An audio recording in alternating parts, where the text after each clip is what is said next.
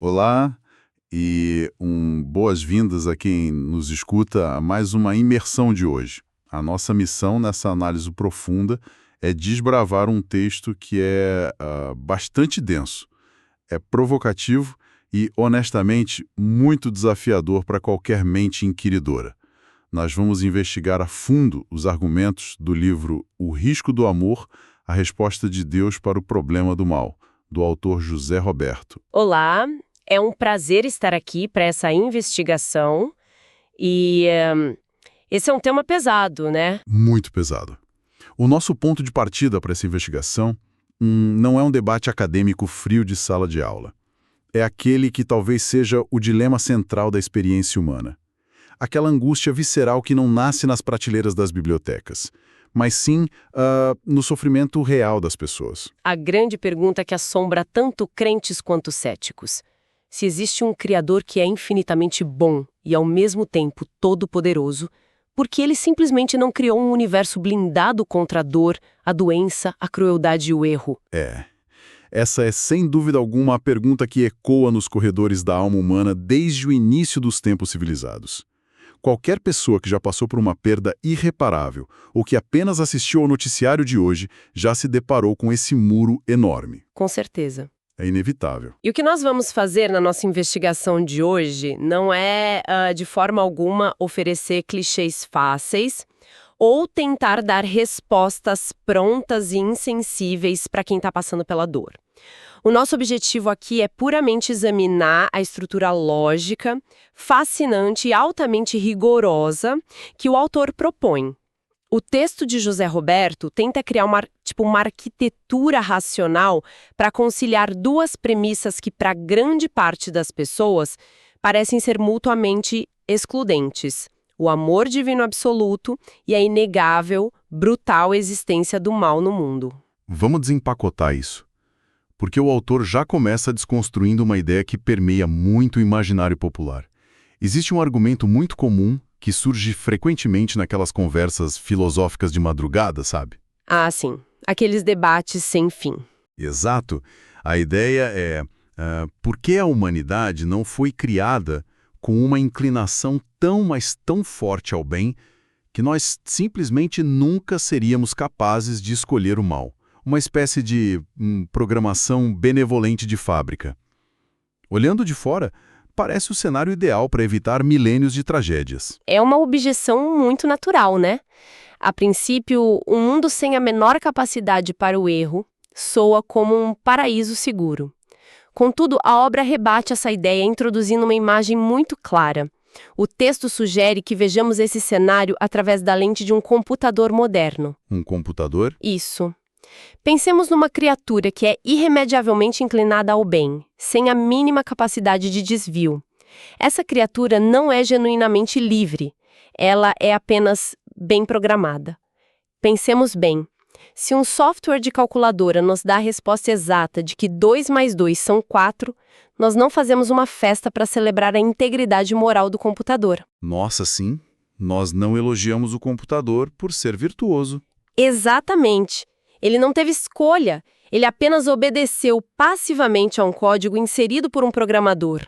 A tese central de José Roberto aqui é que, para que exista a verdadeira virtude, exige-se inexoravelmente a possibilidade do vício. Para que exista o amor autêntico, exige-se o terrível e real risco da rejeição. Uma bondade que não pode ser testada ou escolhida ativamente é, no fim das contas, apenas um funcionamento mecânico cego. Mas isso levanta uma objeção clássica imediata. E é algo que qualquer mente analítica questionaria. A premissa de Deus não envolve a onipotência, o poder de fazer literalmente o impossível? Essa é a grande questão que sempre surge. Pois é. Se ele é todo-poderoso, por que não usar essa onipotência para contornar essa regra lógica e criar seres que são totalmente livres para escolher, mas que, de alguma forma milagrosa, são forçados a ser sempre bons? O livro aborda exatamente esse aparente paradoxo, recorrendo inclusive ao pensamento de C.S. Lewis para estruturar a defesa. A argumentação apresentada é que pedir um ser que é genuinamente livre para escolher e, simultaneamente, forçado a ser bom o tempo todo, não é pedir um milagre impressionante. Não? Não, é pedir um absurdo lógico completo. O autor compara isso a exigir que Deus crie um círculo quadrado, ou que nos apresente ao solteiro casado. A onipotência divina, segundo a estrutura dessa obra, significa ter o poder de fazer tudo o que é intrinsecamente possível e que tem sentido, e não realizar conceitos que são inerentemente contraditórios e vazios de significado. Se a liberdade é real, o risco tem que ser real. Faz todo sentido. Além disso, a obra propõe uma visão ontológica muito interessante sobre a natureza do mal em si. O autor argumenta vigorosamente que o mal não é uma coisa criada. Não existe uma substância chamada mal que foi injetada no universo. O mal é definido puramente como uma privação. Privação. Isso me faz pensar nas analogias físicas que o texto traz mais à frente. A ideia de que o mal seria como, tipo, um buraco em uma camisa de algodão, ou a ferrugem corroendo uma viga de metal. A ferrugem não tem existência própria sem o metal. Ela não é o metal. Ela é a corrupção e a degradação daquela estrutura original. Exato. O buraco não é feito de tecido. Ele é a ausência do tecido onde ele deveria estar. Essa é a essência do argumento. O mal é o que acontece quando seres mutáveis, dotados de vontade própria, usam a sua agência para se afastar da fonte imutável de vida e bondade. O mal surge no exato momento em que a criatura decide se desligar do Criador. É uma anomalia relacional e não uma criação material. E essa discussão sobre a nossa vontade e as nossas falhas nos leva direto para uma inquietação biológica muito curiosa que o livro levanta. Quando nós analisamos o comportamento humano, é muito fácil olharmos para as nossas falhas morais e culparmos a nossa biologia. Ah, sempre! A culpa é do cansaço, do estresse. Porque os hormônios estão desregulados, ou age por puro impulso de sobrevivência. A tentação é pensar, não seria infinitamente mais seguro e mais fácil se nós fôssemos seres puramente espirituais, sem as fraquezas da carne, sem a montanha-russa química do cérebro, operando apenas com intelecto puro, como nós imaginamos que os anjos sejam? O que é fascinante aqui é como o autor inverte completamente essa lógica. A tese que ele apresenta vai na contramão de tudo que assumimos sobre fragilidade. O texto nos relembra a antiga tradição teológica de que o evento que originou o pior mal do universo começou exatamente em um ambiente de luz absoluta e inteligência pura. A queda de Lúcifer. Exatamente. A narrativa da queda de Lúcifer, o chamado portador da luz. A argumentação destaca que ele não caiu porque estava com fome, não caiu porque estava privado de sono ou porque a sua biologia falhou. Essa é a ironia pesada que o livro constrói. Nós costumamos achar que a ignorância e a necessidade física são as mães de todos os males, mas o texto argumenta que a suprema inteligência, no auge da sua força e clareza, foi o berço da rebelião. Perfeito. O orgulho desmedido não precisou de um corpo de carne para nascer. Ele nasceu puramente de uma vontade corrompida. É um ponto de inflexão na argumentação do autor. O egoísmo não requer biologia. O texto sugere que a educação perfeita ou a inteligência suprema, se estiverem isoladas, não funcionam como uma vacina automática contra o pecado. E é baseando-se nisso que a nossa fragilidade humana, o fato de sermos descritos poeticamente como feitos do pó ou do barro, é apresentada na obra não como um defeito terrível de fábrica, mas como uma vantagem oculta gigantesca para a humanidade. E o autor chama isso de um amortecedor moral, o que é um conceito que dá muito o que pensar. O livro defende que o fato de cairmos muitas vezes por ignorância, pelo calor do momento ou pela fraqueza da nossa estrutura física, de certa forma nos torna seres redimíveis. O autor ilustra isso citando o apóstolo Paulo, uma figura histórica que perseguiu violentamente outras pessoas, mas que depois escreve que alcançou misericórdia exatamente porque agiu por ignorância. Uma distinção crucial. Sim. Em contrapartida, a rebelião de uma mente puramente espiritual, lúcida, sem nenhum filtro ou limitação de entendimento, seria uma decisão calculada, cristalizada e totalmente irremediável. É a diferença entre uma peça de barro ainda úmido, que é amassada e pode ser moldada de novo, contra um diamante perfeito que, se quebrado, jamais pode ser colado novamente. E a obra expande essa ideia do barro para um dos temas mais difíceis da experiência humana, a mortalidade. Se conectarmos essa fragilidade moral à questão da morte física, a visão do livro adquire contornos ainda mais profundos. A morte que nós experienciamos e entendemos primariamente como a tragédia definitiva é descrita no texto do autor sob um prisma diferente, como uma misericórdia severa. Misericórdia severa é um termo muito forte. Sim. A provocação que o livro faz aqui é pedir que imaginemos as consequências práticas da imortalidade biológica em um mundo caído. Se pessoas genuinamente perversas fossem imortais em seus corpos físicos atuais, a Terra se tornaria um inferno literal e sem fim. Imagine a maldade de tiranos históricos, de imperadores cruéis, acumulando poder, tecnologia e ressentimento por milênios ininterruptos, sem nunca envelhecerem ou perder a força. Seria insuportável. A morte física atua como um freio brusco. Ela impede que o mal humano se eternize e consolide um domínio absoluto na história. A quebra inevitável do vaso de barro permite que ele seja retirado de circulação para, dentro da teologia do autor, eventualmente ser refeito de forma incorruptível. Caramba! Essa ideia do ser humano quebrado explica de forma muito contundente a crueldade de um ditador, a maldade de um crime, as guerras. Mas essa lógica da agência humana esbarra em um muro colossal quando olhamos para fora da janela e vemos a fúria do planeta. Uma falha de caráter não cria um furacão. O livre-arbítrio humano não move placas tectônicas no fundo do oceano para causar um tsunami devastador que varra cidades inteiras.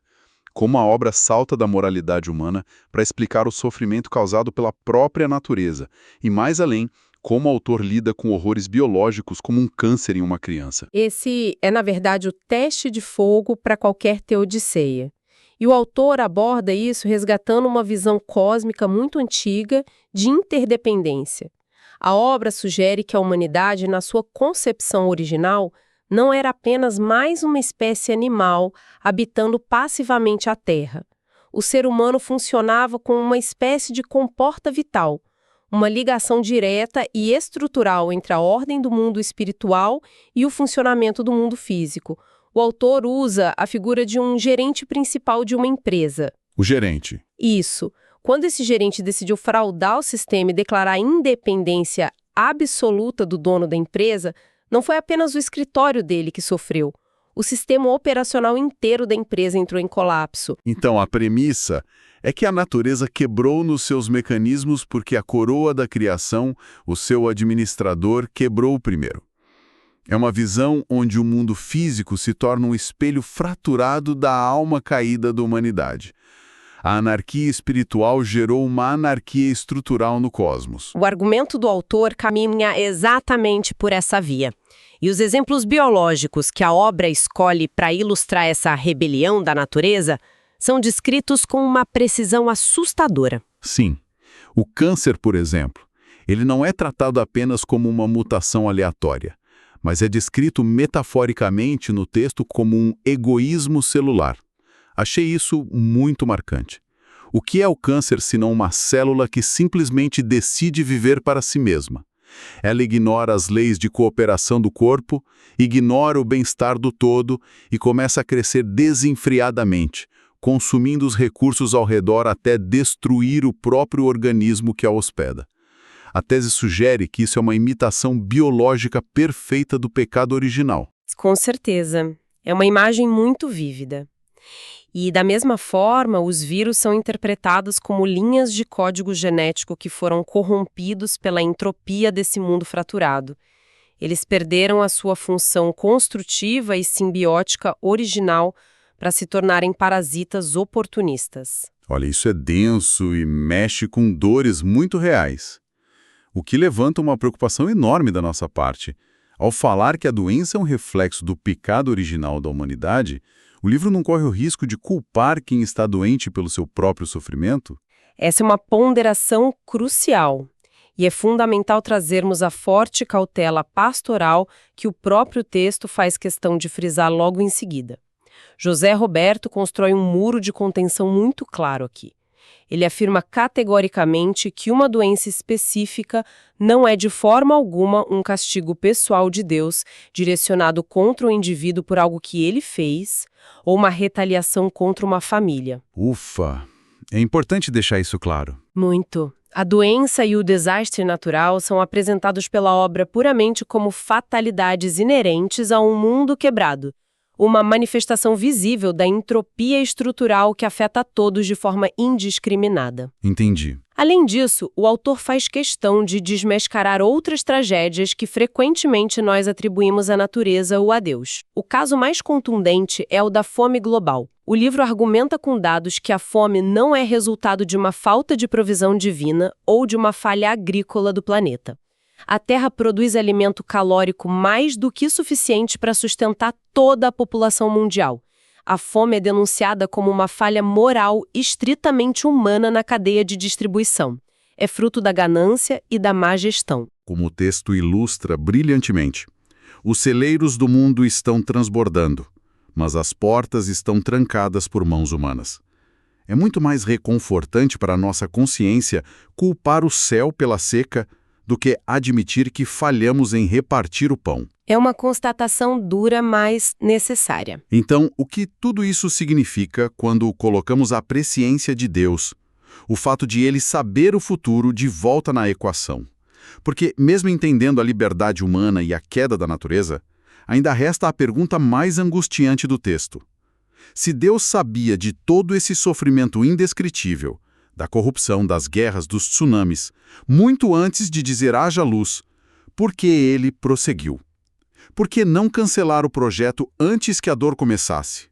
Saber que o mal vai acontecer em uma escala tão dantesca e permitir que aconteça não torna o Criador, no mínimo, conivente? É a grande parede que muitos encontram. Sim, porque se eu sei que um desastre vai ocorrer e não faço nada para impedir, a lei humana me responsabiliza.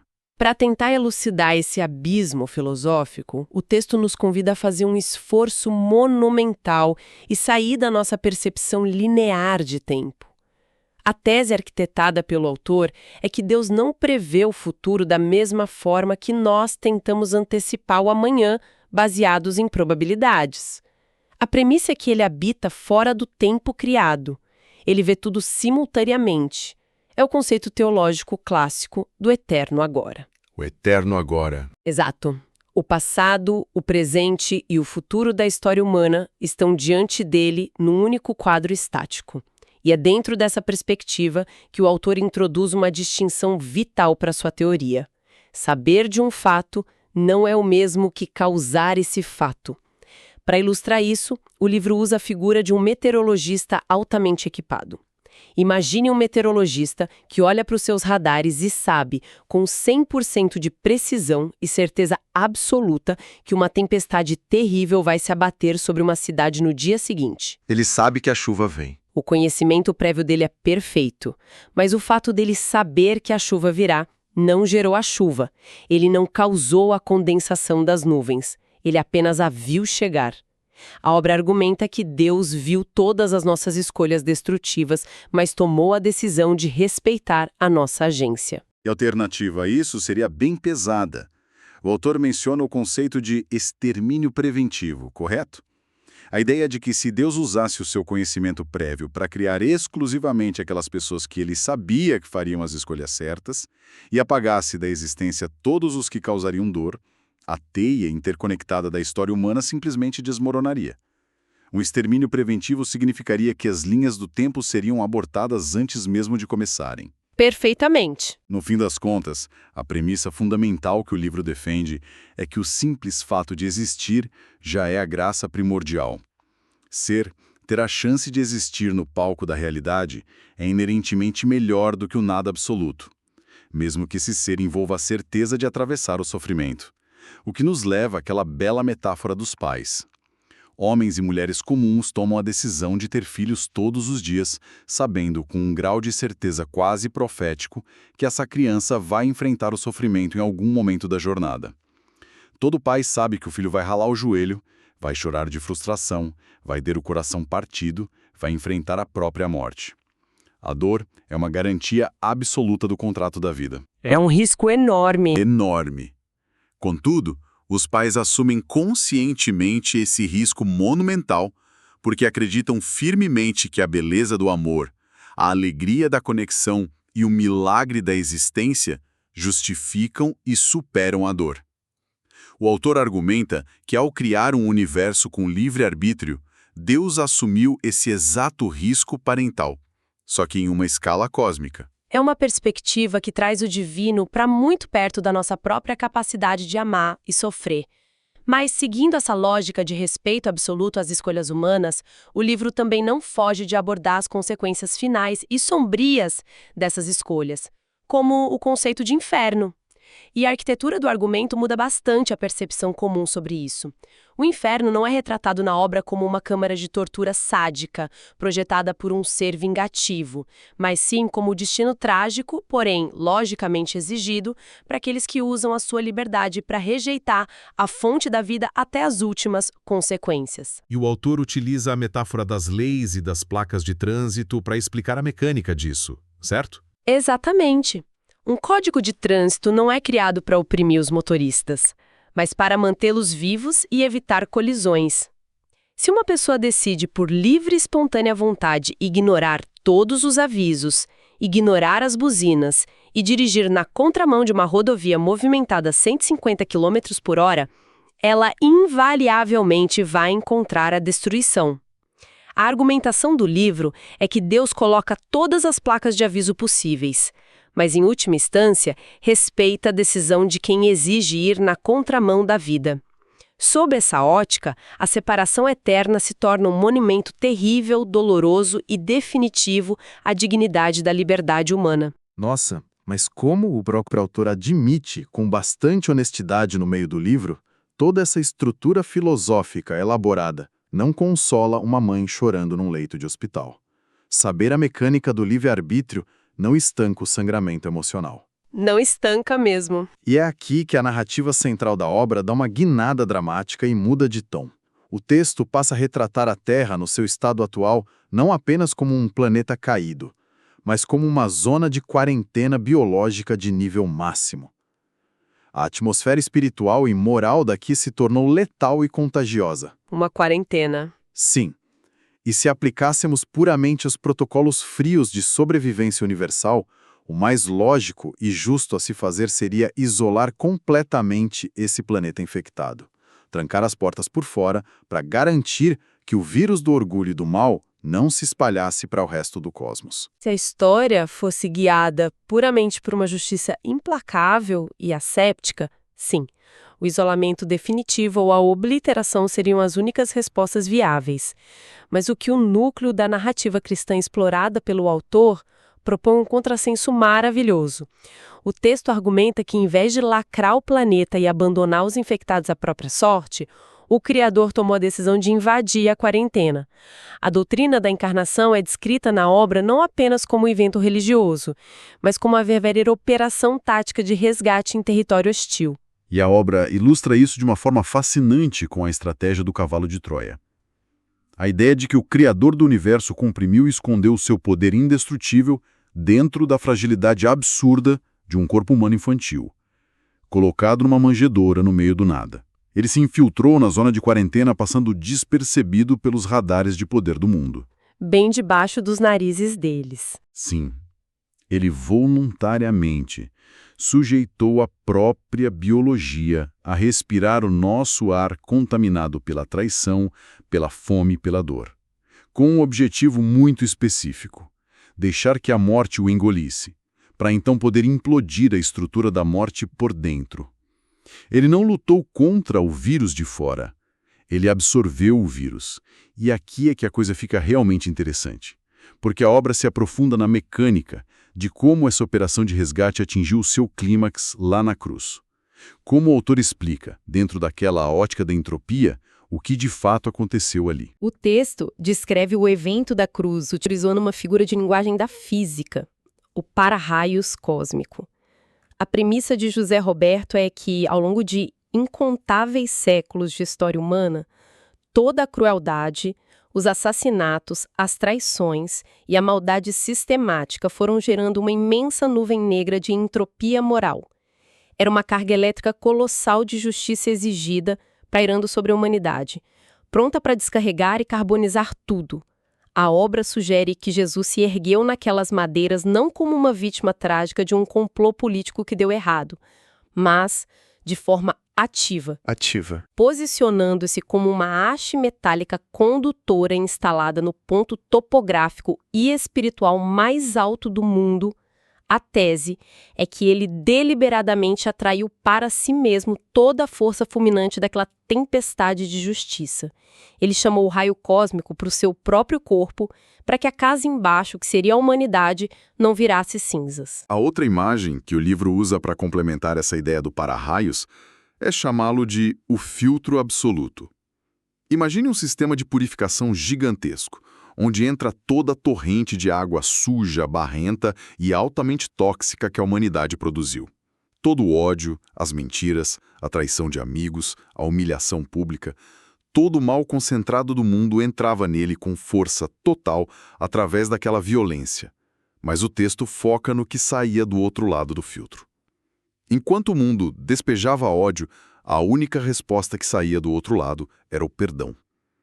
A tese do autor é que o ciclo interminável de vingança humana parou e encontrou seu fim biológico ali. O ódio entrou e morreu lá dentro por falta de reciprocidade. Perfeito. E essa transação brutal culmina no momento em que ele solta aquele grito final, Tetelestai. A obra explica que esse não era um termo religioso da época, mas sim um jargão comercial e jurídico que era carimbado em documentos de dívida. Significava totalmente pago.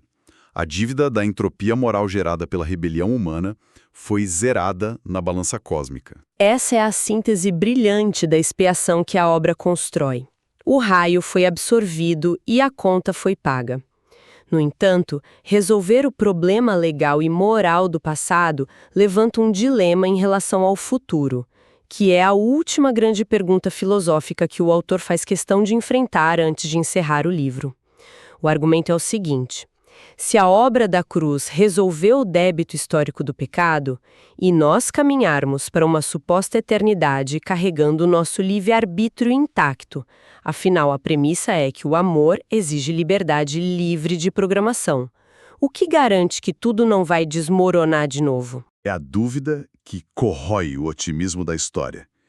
Se Lúcifer, tendo toda a luz e conhecimento no paraíso original, decidiu se rebelar, e se a primeira humanidade, em um ambiente perfeito, decidiu romper com o Criador, o que nos impede, lá na frente, de acordar um dia na eternidade e simplesmente repetir o mesmo erro? A história cósmica está fadada a ser um círculo vicioso de rebelião e dor intermináveis. Se conectarmos isso ao cenário maior que o autor foi apresentando ao longo dos capítulos, veremos o fechamento arquitetônico genial que ele propõe. A tese de José Roberto para garantir a segurança eterna sem violar o livre-arbítrio reside numa diferença fundamental entre a humanidade no início do tempo e a humanidade redimida no fim dos tempos. Adão, ou a humanidade original, possuía apenas a inocência crua. Eles não conheciam o sabor real da morte. Nós, por outro lado, teremos a memória. A memória. O autor batiza isso de a vacina da alma. Sim, a lógica de uma vacina física ilustra perfeitamente o argumento do autor. Como funciona uma imunização? Você introduz um fragmento do vírus, muitas vezes inativo ou enfraquecido, no corpo humano. O corpo sofre um pouco, talvez tenha febre, mas o sistema imunológico cria uma memória profunda e indelével daquele invasor. Certo. Quando o vírus real e fatal tenta atacar no futuro, o corpo não precisa pensar. A memória imunológica o rejeita imediatamente, garantindo a sobrevivência. A obra argumenta que a experiência traumatizante do horror do pecado na história humana funcionará exatamente dessa forma. O contato prolongado com a dor da morte, somado à memória eterna do custo astronômico que foi exigido para o resgate Doressa, que ficará registrada para sempre nas próprias cicatrizes que Cristo leva em seu corpo na eternidade, forjará essa vacina espiritual infalível. Isso muda tudo. Isso quer dizer que, na visão apresentada no livro, a nossa futura e eterna rejeição ao mal não acontecerá porque teremos a nossa liberdade castrada ou porque seremos transformados em robôs benevolentes. Será uma rejeição livre e ativa, enraizada na sabedoria profunda, visceral, de quem conheceu na própria pele tanto a tragédia indescritível da queda quanto a magnitude astronômica da graça. Ninguém que sobreviveu aos horrores da guerra e foi resgatado do campo de batalha deseja voluntariamente voltar para lá. Ninguém. E o que eu acho mais reconfortante nisso tudo é que essa teoria dá um sentido totalmente novo, um propósito estrutural para o sofrimento absurdo que vivemos agora. O texto usa a figura contrastante das dores do corpo. A dor de um câncer terminal é uma dor de morte. Ela é destrutiva e aponta apenas para o fim. Mas a dor do parto, embora seja excruciante, é produtiva. Ela tem um propósito.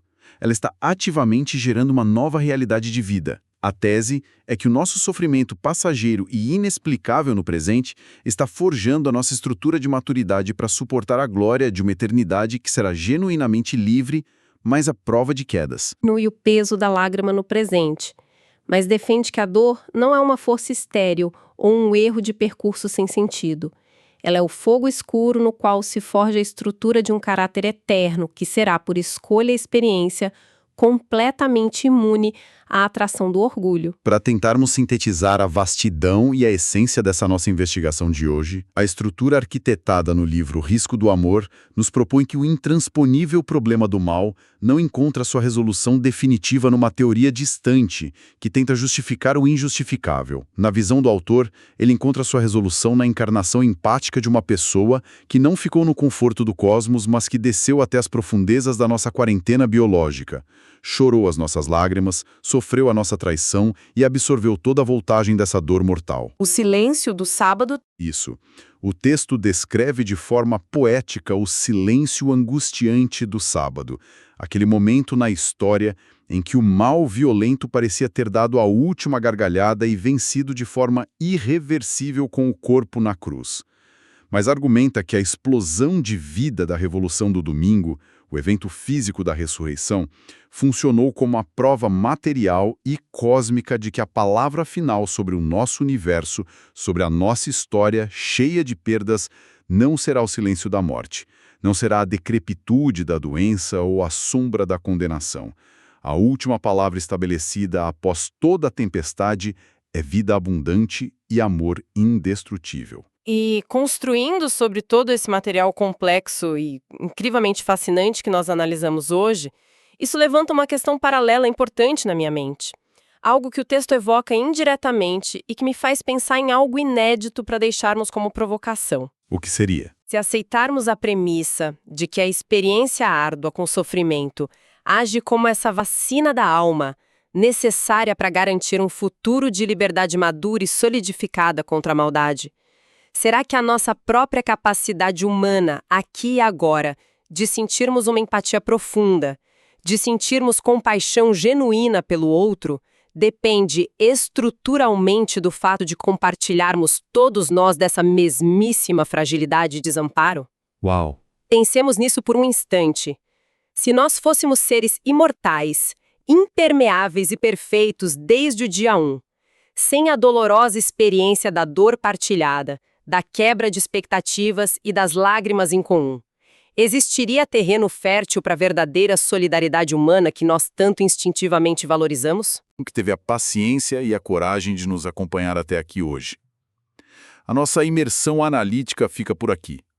O nosso tempo acabou, mas a reflexão provocada por tudo isso deve, sem dúvida alguma, continuar ecoando. Agradecemos imensamente a companhia e a mente aberta de todos nessa nossa análise profunda. Continuem questionando o que parece óbvio. Continuem buscando essas respostas profundas na própria jornada pessoal de conhecimento e fé de vocês. Até a nossa próxima investigação. Foi um privilégio desbravar esse labirinto de ideias com a nossa audiência. Um grande abraço a todos, cuidem-se e continuem refletindo sempre. Até a próxima!